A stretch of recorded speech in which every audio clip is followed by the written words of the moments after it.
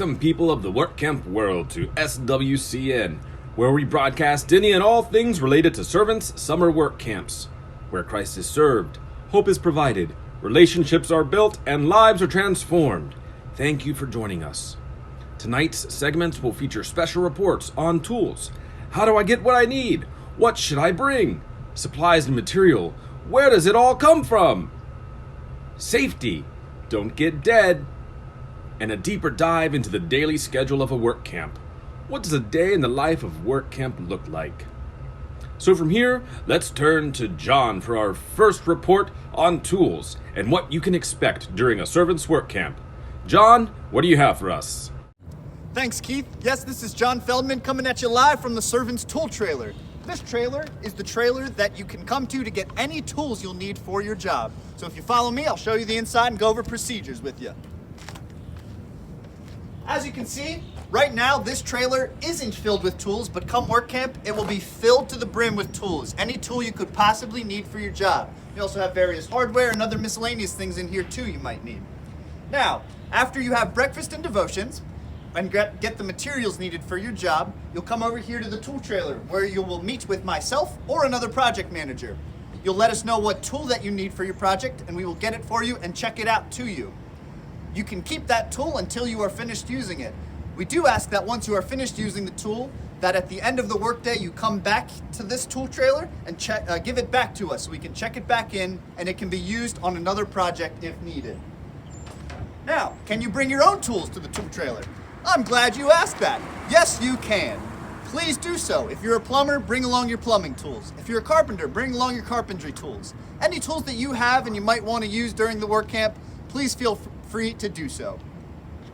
What? I'm getting a question. What happens if I leave my tools on the job site at the end of the day? That's a great question. I'm glad you asked. Cautionary tale. Please label your tools. If your tool is labeled with your name on it, we will be sure it is returned to you at the end of the work camp or once it is found. If it is not labeled and it is not claimed by the end of the work camp week, the tools will be labeled for servants, and next year you may find your tool in this very tool trailer. So, that being said, be sure to label your tools so you can get them back at the end of the week. That being said, that's all you need to know about getting your tools. I hope I nailed it. Ha! And we'll turn it back to you, Keith. Thank you for that comprehensive report, John. I can say with the utmost confidence that you nailed it. Which leads us to our next news segment. So, at a servant's work camp, you now have the tools taken care of, but what of the materials and supplies needed to make the repairs at your job site? For that, we turn to Ron. Thanks, Keith. Here we are at Servants Workcamp Trailer. This particular trailer, we have the materials for certain jobs.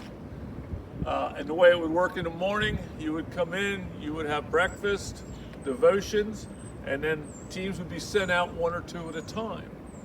So you come out to one of our trailers, bringing your paperwork along, see one of the project managers. We ask that you do not come in and just take things, even though everything is tagged with names. But if we don't know what goes out, or if you grab the wrong thing, then we'll be short on other jobs. So you get with one of your project managers. As you can see, it's a bit of a mess, but we do know what's going on. It's an organized mess to us. We also carry a clipboard that has all the materials needed for each job and tools if you have any questions. After you get your materials, please check them. Make sure it is what your list says you need. At that point, you can go get your tools if you've not already done so. And if you are unable to haul material or tools, please let us know and we will have a runner bring it out to you. In closing, I'd like to say have a great week and a safe week, and we'll turn it back to you, Keith. Wow! Talk about some great news material. Get it? Material? Like the materials for the job?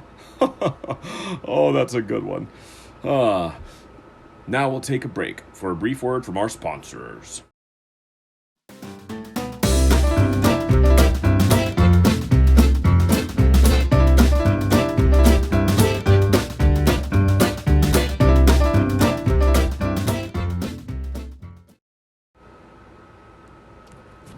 Thanks for joining us back at SWCN.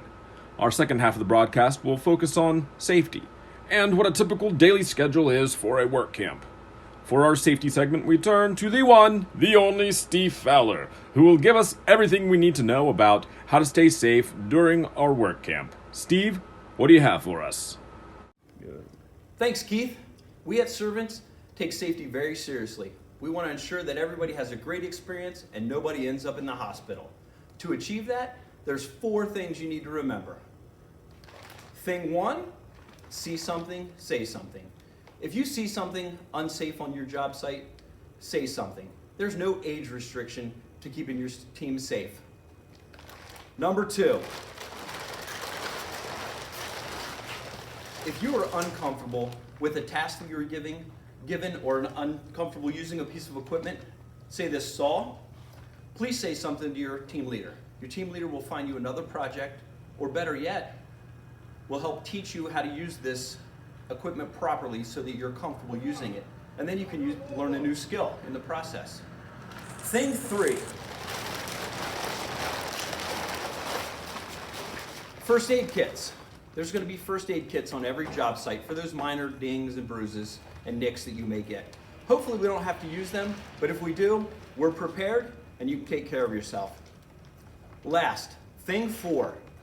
We have a volunteer safety manager that's going to be running around from job to job. His name is Russell Green, and Russell Green is no joke when it comes to safety.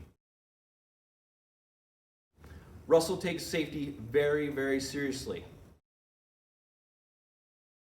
Russell uses the latest codes and the most up-to-date technology on the market to keep you safe. And Russell's sneaky. Russell will just pop up when you're least expecting it. So make sure we're following all the safety rules at all times. And I think that's it for safety. Back to you, Keith. I don't know about you, but I feel safer already. And that is what we can hope for in a servant's work camp, that all remain safe and well, so the focus can remain on serving God and our homeowners and the community. And that leads us to our final segment, the typical daily schedule of a work camp. The first thing you'll do is wake up and get ready for an amazing day of work camp. As you arrive at our host site, there are several things to do. First, make sure to find our daily sign-in sheet and check in. As you continue the morning tasks, make sure to stop and get a cup of coffee. Next, you'll be preparing a bagged lunch for yourself. While you're doing that, make sure an extra lunch is packed for your homeowner and their family. Then you'll get to enjoy a delicious breakfast prepared by some incredible volunteers. We'll share a morning devotion, and you'll then check in with your team leader before heading to the work site for the day. Hopefully your day will be filled with exciting opportunities to work and serve our community. Don't forget to take time during the day to connect with your homeowner and hear their story. At the end of the day, you will return to the host site to return materials and share how your day went with others. Then head home for a good night's sleep so you can wake up ready to serve the next day. Thank you for tuning in to this broadcast of Servants Workcamp News, where Christ is served, hope is provided, relationships are built, and lives are transformed. We look forward to working alongside you during this year's work camp. Thank you, and good night.